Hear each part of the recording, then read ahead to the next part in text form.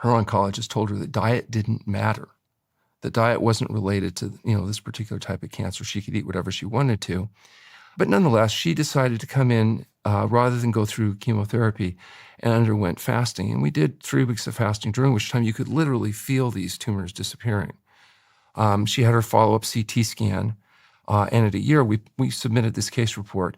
And it was interesting because BMJ said, well, maybe she got lucky. And yes, it progressed for 2 years. Yes, it went away in 21 days of fasting. But maybe, it was just naturally the time for it to go into remission. A small percentage of lymphoma patients do go through spontaneous remission. So they said, why don't you follow her for 3 years and see whether she can sustain that? Because we can treat lymphoma with drugs and the tumors will go down, but they tend to come back. And that's the problem. It doesn't really reduce necessarily all-cause mortality because the condition isn't actually resolved. So we followed her for 3 years, and I told her that she had to stick strictly to the dietary protocol or it would be fatal because I'd track her down and kill her.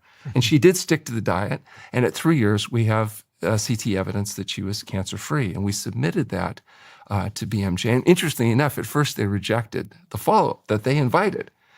And we kind of appealed that. And eventually they did decide to publish the follow-up. And then we followed her for 10 years.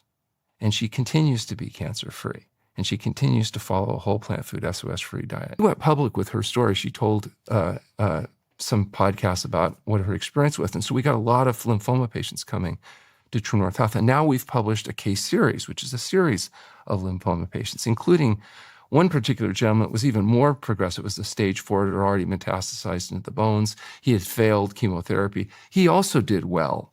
And we did a 3-week fast with him. Interestingly enough, his oncologist was quite antagonistic because he was concerned the fasting would make him too weak for treatment. But he came in, he did the treatment, did well, went back to the oncologist who said, wow, that's really impressive. Why don't you go back and do some more of that? He came back, we did another 39-day fast, and he was able to get dramatic improvement.